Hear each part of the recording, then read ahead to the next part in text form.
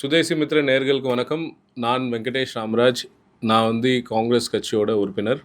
இன்றைக்கி நம்ம எதை பற்றி பேச போகிறோம் அப்படின்னு சொன்னால், ஒரு டாபிக், ஒரு கான்செப்ட். என்ன கான்செப்ட் அப்படின்னா, ரவுண்ட் ட்ரிப்பிங்.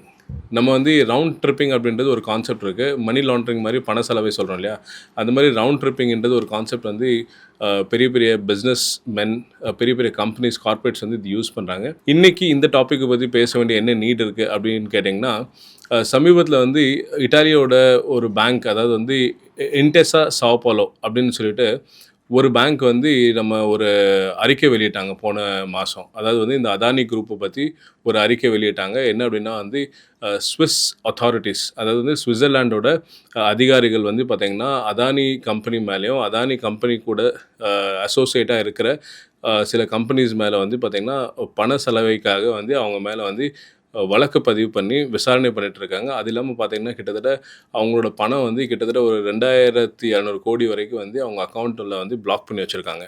ஸோ இது எங்கேருந்து ஸ்டார்ட் ஆச்சு, இது என்ன ஆச்சு? அமெரிக்கா அதானியோட குரூப் மேலே கேஸ் ஃபைல் பண்ணியிருக்காங்க.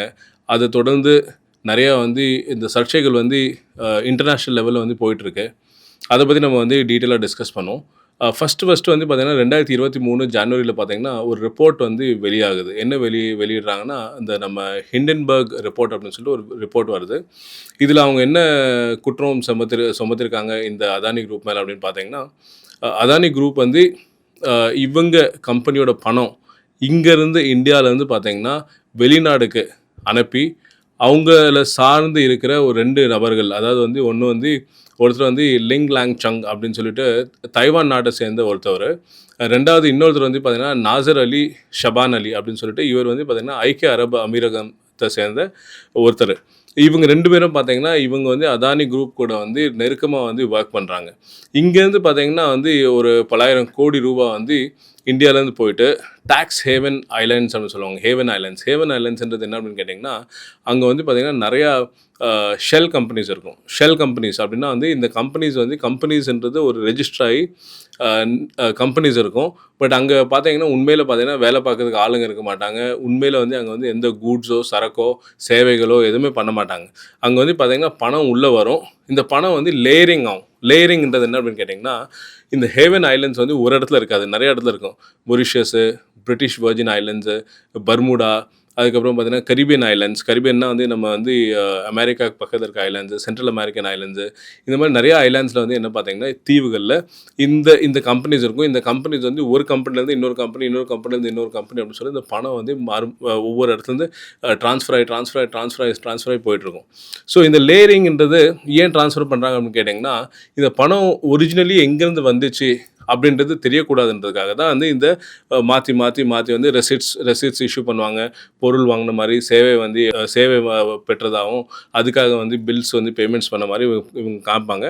ஃபைனலி பார்த்திங்கன்னா இந்தியாவில் பார்த்திங்கன்னா அது லீகலாக ஒயிட் மணி மாதிரி மறுபடியும் உள்ளே வரும். ஸோ பண செலவை மணி லாண்ட்ரிங் என்ன ஆகும்னா, பிளாக் மணி ஹவாலாவில் வெளியே போயிட்டு உள்ளே வரும்போது ஒயிட் மணி வரும். அண்ட் ரவுண்ட் ட்ரிப்பிங்கில் என்ன அப்படின்னு கேட்டிங்கன்னா, இங்கேருந்து மணி போகும். அந்த பணம் மறுபடியும் இந்தியா உள்ள வேறு ஏதோ இன்வெஸ்டர்ஸ், ஃபாரின் இன்வெஸ்டர்ஸ் இந்தியாவில் இன்வெஸ்ட் பண்ணுற மாதிரி காட்டுவாங்க. ஏன் ஃபாரின் இன்வெஸ்ட்மெண்ட் இவங்க சொந்த பணத்தை வெளியே அனுப்பி ஃபாரின் இன்வெஸ்ட்மெண்ட்டாக உள்ளே கொண்டு வரணும் அப்படின்னு கேட்டிங்கன்னா, இப்போ ஒரு கம்பெனி ஒரு பிஸ்னஸ் நடத்துகிறாங்க. அவங்களோட பங்குகளை பார்த்திங்கன்னா பங்குச்சந்தையில் வெளியிட்டிருக்காங்க அப்படின்னு சொன்னால், மக்கள் அந்த பங்குச்சந்தையிலேருந்து பங்குகளை வாங்குவாங்க. அப்போ எந்த கம்பெனியில் வாங்குவாங்கன்னா, எந்த கம்பெனியில் டிமாண்ட் அதிகமாக இருக்குது, அந்த பங்கோட விலை எப்படி ஃபாஸ்ட்டாக ஏறுதுன்னு பார்த்து தான் வாங்குவாங்க. அப்போது இது என்ன அப்படின்னு கேட்டிங்கன்னா, ஒரு செயற்கையாக அந்த பங்குகளை டிமாண்டை க்ரியேட் பண்ணுறது. அப்போ ஃபாரின் கம்பெனிஸ் இங்கே இன்வெஸ்ட் பண்ணுறாங்க. 14% 20% வரைக்கும் ஃபாரின் கம்பெனிஸை ஷேரை வாங்கி வச்சுருக்காங்கன்னா, அப்போ இந்த கம்பெனிக்கு உண்மையில் நிறைய வேல்யூ இருக்குது, டிமாண்ட் அதிகமாக இருக்குன்னு சொல்லிட்டு நம்ம மக்கள் அதை வாங்குவாங்க. அதுதான் இந்த கேஸில் பண்ணதாக சொல்லி இந்த ஹிண்டன்பர்க் ரிப்போர்ட் கொடுத்தாங்க. ஹிண்டன்பர்க் ரிப்போர்ட் கொடுத்ததுக்கப்புறம் அமெரிக்கன் கவர்மெண்ட் வந்து இந்த கேஸ் வந்து இவர் மேலே வந்து அதானி மேலே போட்டாங்க. என்ன ஃபஸ்ட்டு கேஸ் போட்டாங்கன்னா, இவர் வந்து அதானி குரூப் வந்து இந்தியன் கவர்மெண்ட்டில் இருக்கிற பியூரோக்ராட்ஸ் அஃபிஷியல்ஸ் அதிகாரிகளுக்கு வந்து பார்த்திங்கன்னா கிட்டத்தட்ட 2000 கோடி மதிப்புக்கு வந்து பார்த்திங்கன்னா வந்து இது கொடுத்துருக்காரு, என்னது வந்து லஞ்சம் கொடுத்துருக்காரு. ஏன் அப்படின்னு கேட்டிங்கன்னா 20,000 கோடி ரூபாய்க்கான ப்ராஜெக்ட்ஸ் வந்து எடுக்கணும் அப்படின்றதுக்காக 2000 கோடி வரைக்கும் லஞ்சம் கொடுத்துருக்காரு. அது சோலார் ப்ராஜெக்ட்ஸ் கொடுத்துருக்காருன்னு சொல்லி இவங்க வந்து அங்கே வழக்கு பதிவு பண்ணியிருக்காங்க அமெரிக்காவில் அதானி குரூப் மேலே. இப்போ இந்த கேள்வி உங்களுக்கு வரலாம், இந்தியாவில் இந்தியன் அதிகாரிக்கு அதானி இந்தியாவில் இருக்கிறவர் 2000 கோடி இங்கே வந்து அவர் வந்து லஞ்சம் கொடுத்தா அதுக்கே அமெரிக்கா அங்கே கேஸ் ஃபைல் பண்ணுறாங்க அப்படின்னு கேட்கலாம். இப்போ இதுக்கு என்ன பதில் அப்படின்னா, இந்த ப்ராஜெக்ட்டுக்கு வந்து பார்த்திங்கன்னா ஃபைனான்ஸ் வந்து அங்கேருந்து இன்வெஸ்டர்ஸ் அமெரிக்கன் இன்வெஸ்டர்ஸ்லேருந்து பணம் ரேஸ் பண்ணியிருக்காங்க. அப்போ அமெரிக்கன் இன்வெஸ்டர்ஸ்லேருந்து பணம் வாங்கிட்டு அந்த இன்வெஸ்ட்மெண்ட்டில் வர பணத்தை நீங்கள் வந்து லஞ்சமாக வந்து எந்த நாட்டில் கொடுத்தாலும் அமெரிக்கா வந்து வழக்கு பதிவு பண்ண முடியும் அப்படின்னு சொல்லிட்டு அவங்க சட்டத்தில் இடம் இருக்கிறதுனால இவர் மேலே இண்டிக்மெண்ட் கேஸ் அப்படின்னு சொல்லிட்டு ஃபைல் பண்ணியிருக்காங்க.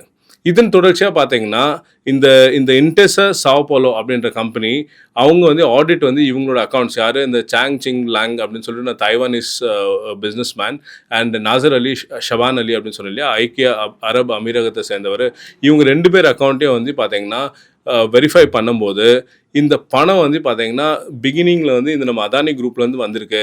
அதாவது வினோத் அதானின்னு சொல்லிட்டு இவரோட பிரதர் யார், நம்ம கௌதம் அதானியோட சகோதரர் வினோத் அதானியோட அக்கௌண்ட்லேருந்து வந்திருக்கு. ப்ளஸ் இவர் தான் வந்து அவங்கள வந்து அறிமுகப்படுத்தி வச்சார் அப்படின்னு சொல்கிறாங்க. அது இல்லாமல் பார்த்தீங்கன்னா இவர் கௌதம் அதானியோட சகோதரோட மகன், அதாவது வந்து சாகர் அதானி, அவரும் வந்து இதில் இன்வால்வ் ஆயிருக்காரு அப்படின்னு சொல்லியிருக்காங்க. இதில் ஓசிசிஆர்பின்னு சொல்லுவாங்க. ஓசிசிஆர்பின்றது organised crime and corruption report அப்படின்னு சொல்லுவாங்க. அதில் கூட பார்த்தீங்கன்னா இவங்க வெரிஃபை பண்ணும்போது இதில் வந்து முறைகேடுகள் நடந்திருக்கு. கிட்டத்தட்ட வந்து 27,000 கோடி மதிப்புள்ள அதானியோட பங்குகள், இவங்க யார் நம்ம இந்த 2 பேர் நான் சொல்கிறேன் அந்த பிஸ்னஸ்மேன், அவங்க வந்து அந்த பங்குகளுக்கு வந்து ஓனராக இருக்காங்க. அவங்க வந்து அந்த பங்குகளை வந்து இவங்க தான் வந்து வச்சுருக்காங்க அப்படின்னு சொல்லிட்டு ரிப்போர்ட் பண்ணுறாங்க. ஸோ இப்போ இவங்க பங்குகள் வச்சிருக்கிறதுனால நமக்கு என்ன பிரச்சனை அப்படின்னு நீங்கள் கேட்கலாம். சாதாரண மனிதர்களுக்கு என்ன பிரச்சனை அப்படின்னு கேட்கலாம்.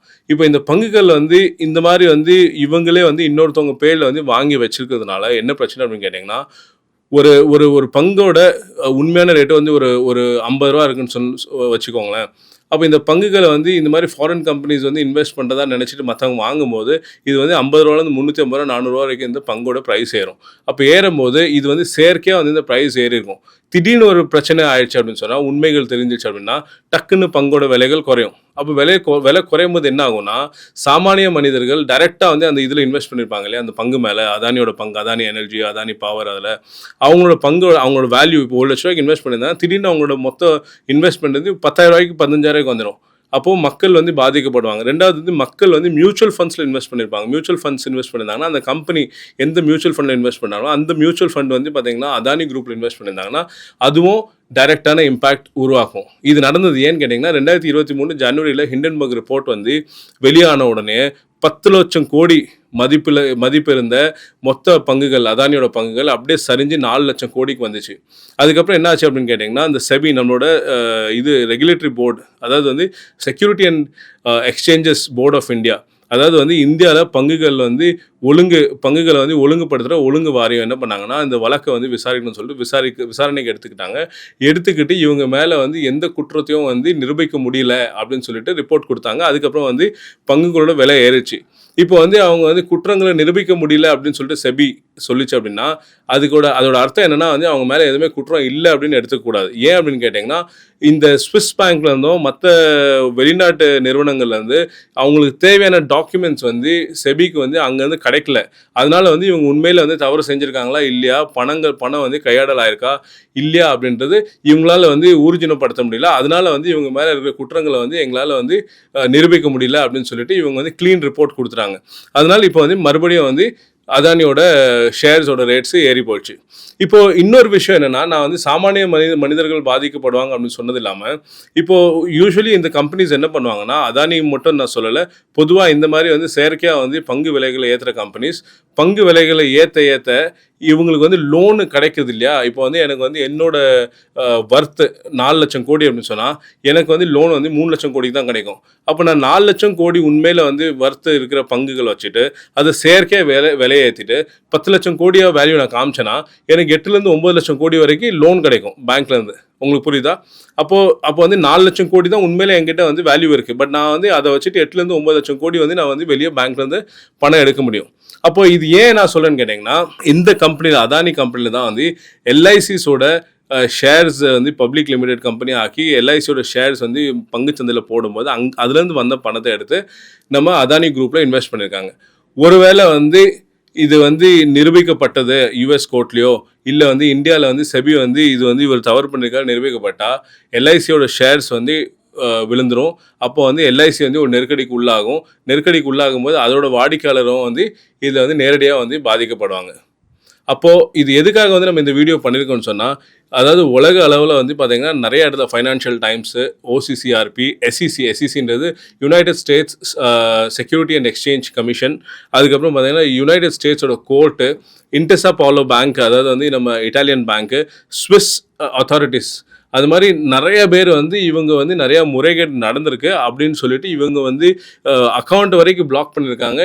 இந்த 2 பேர் இந்த பிஸ்னஸ் மேனுக்கு வந்து வினோத் அதானி, சாகர் அதானி, கௌதம் அதானிக்கு வந்து நெருக்கமான தொடர்பு இருக்குது. இந்த பணம் வந்து இங்கேருந்து வெளியே போயிட்டு ரவுண்ட் ட்ரிப்பிங்ன்றது நான் சொன்ன மாதிரி பல தீவுகளில் பல ஷெல் கம்பெனிஸ் வந்து செயற்கையான கம்பெனிஸ்குள்ளே அந்த பணம் போயிட்டு மறுபடியும் வந்து ஃபாரின் இன்வெஸ்ட்மெண்ட் என்ற பேரில் இவங்க பணத்தை வச்சு இவங்க வந்து இங்கே பங்கை வாங்கி இவங்க டிமாண்டை கிரியேட் பண்ணியிருக்காங்க. அப்போ இது உண்மை அப்படின்னு நம்ம நிரூபிக்கப்பட்டுச்சுன்னா நாளைக்கு வந்து சாமானிய மக்கள் அந்த கம்பெனியில் அதானி குரூப்பில் இன்வெஸ்ட் பண்ண மக்கள் வந்து ரொம்ப பாதிக்கப்படுவாங்க. ஸோ அதனால் நான் வந்து இந்த செபியாக இருக்கட்டும், இந்த கவர்மெண்ட்டுக்கிட்ட நான் வந்து என்ன வந்து இந்த ரெக்வெஸ்ட் வைக்கிறேன்னா, கண்டிப்பாக இந்த கேஸை வந்து சீரியஸாக எடுத்துக்கிட்டு நம்ம வந்து அதானியை வந்து பாஜக கவர்மெண்ட் எப்போவுமே சப்போர்ட் பண்ணுறாங்க. அவங்க சப்போர்ட் பண்ணலாம், அவங்க வந்து கவர்மெண்ட் வந்து அவங்களுக்கு எவ்வளோ வேணாலும் வந்து ஹெல்ப் பண்ணலாம். பட் ஆனால் வந்து சாமானியர் மனிதர்களோட பணத்தோட விளையாடக்கூடாதுன்றது தான் என்னோட கோரிக்கை. அதனால் வந்து இந்த கேஸ் மேலே, இந்த வழக்கில் வந்து சரியான ஒரு நடவடிக்கை எடுக்கணும், சரியான விசாரணை பண்ணணும், உண்மை என்ன அப்படின்றது தெரியணும். இந்த காணொலியை பார்த்துட்டு இருக்க மக்கள், நீங்கள் உங்களோட கருத்தை வந்து கமெண்ட் செக்ஷனில் பதிவு பண்ணுங்கள். இந்த வீடியோ பிடிச்சிருந்தால் லைக் பண்ணுங்கள். Thank you very much.